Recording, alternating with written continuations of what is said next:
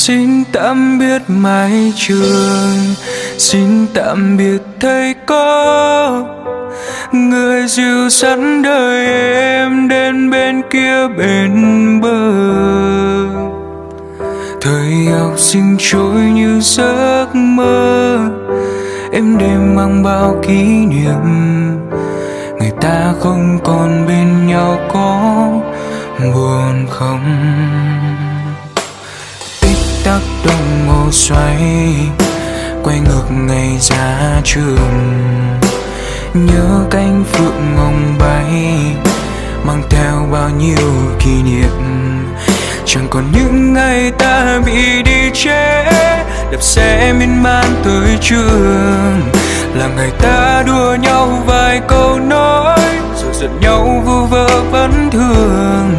Ngày cuối tôi ở đây, từng áng mây vội bay cùng ngày dài trôi mãi. Giờ chỉ xin thời gian được quay lại thêm một lần nữa. Xin tạm biệt mái trường, xin tạm biệt thầy cô, người dìu dắt đời em đến bên kia bên bờ. Thời học sinh trôi như giấc mơ, em đêm mang bao kỷ niệm.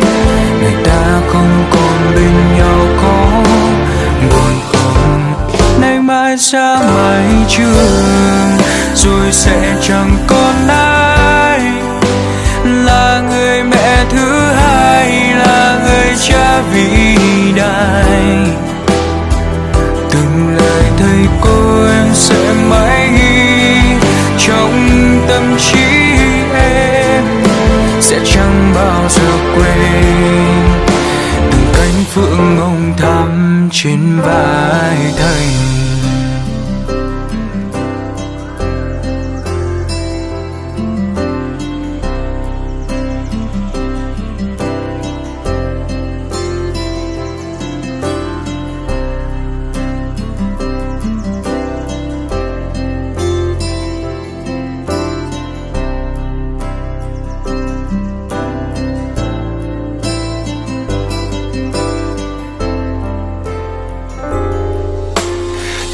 Tắc đồng hồ xoay, quay ngược ngày ban đầu.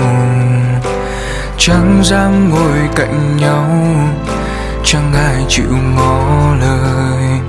Thời học sinh của tôi là như thế, ngủ quên đến lúc ra về. Là tấm thương một cô bạn ngồi kế, mà tương tư suốt năm dài.